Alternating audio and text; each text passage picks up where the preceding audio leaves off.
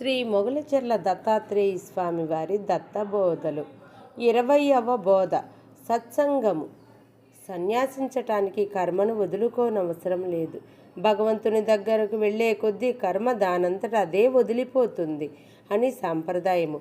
నిజమే, చాలా చక్కని ధర్మ సూక్ష్మం అది. శ్రీ దత్తాత్రేయ స్వామి వారి జీవిత చరిత్ర చూస్తే ఇది అక్షర సత్యం అని తెలుస్తుంది.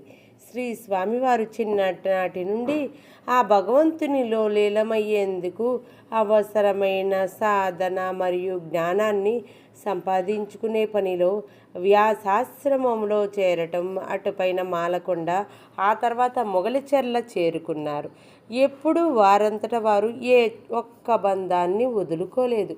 వారి జీవన క్రమంలో వాటి అంతట అవే తొలగిపోయాయి. వారి మోక్ష సాధనలో ఆగి ప్రతి చోట ఒక మజిలీ మాత్రమే అనుకున్నారు. కానీ అదే వారి గమ్యము అనుకుని నిలిచిపోలేదు. అలానే ఆయా మజిలీలో ఎవరికి ఎదురుపడిన వారందరికీ పరిచయస్తులుగానే చూశారు, కానీ బంధువులలా కాదు. శ్రీ స్వామివారు వారి జీవితంతో ముడిపడిన అందరూ రక్త సంబంధికులతో సైతం తామరాకు మీద నీటి బొట్టులాగా వ్యవహరించేవారే. కానీ ఎన్నడూ కూడా ఏ ఒక్క మనిషితో కూడా వారు చూపించే ధనము వలన కానీ, కలిగించిన సౌకర్యాల వల్ల కానీ, కరుణ లేదా ప్రేమ వలన కానీ ఆశపడి రుణపడి మళ్ళీ ఈ జనన మరణాల చక్రాల మధ్యలో చిక్కుకుపోలేదు.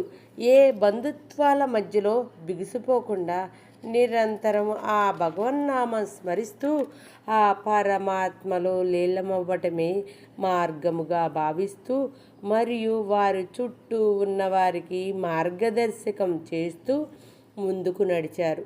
అలాగే శ్రీధర్రావు గారి దంపతులు ఒక దశలో వారి కుటుంబ సభ్యుల వలన ఉక్కిరి బిక్కిరి అవుతున్న సమయంలో వారి బంధుత్వానికి ఆ పరమాత్మ ఒక్కొక్కటిని తీసేస్తూ ఆ పరమాత్మ సేవకు ఆ దంపతులను వినియోగించుకోబోతున్నారని తెలిపి వారిని ఆ బాధలో నుంచి బయటికి లాగివేసి ఆనందాన్ని పంచారు.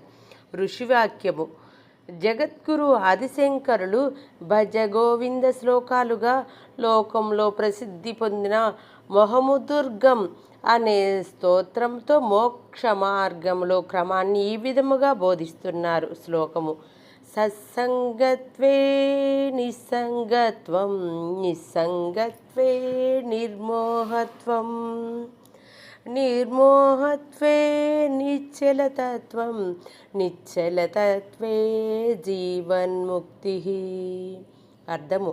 సత్పురుషుల సాంగత్యంతో నిస్సంగము, తద్వారా మోహమును గెలవటము, తదుపరి నిశ్చలమైన మనస్థితిని పొందటము, ఆ పైన జీవన్ముక్తి స్థితి.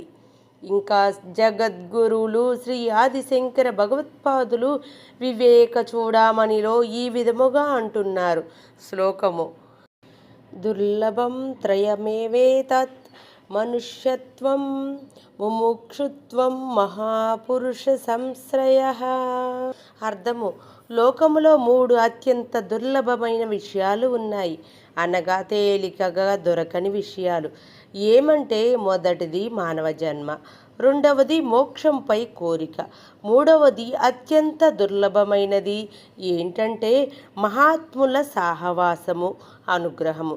స్కందపురాణంలో చెప్పబడిన శ్రీ గురుగీత అనే మంత్రరాజము ఋషులందరూ సూత మహామహర్షిని ఆశ్రయించి సంసార బంధముల నుండి విముక్తిని చేయగలిగే బోధ అందించమని ప్రార్థిస్తే ఆ సూత మహర్షి బోధగా శ్రీ పార్వతీ పరమేశ్వర సంవాదముగా అందించబడింది.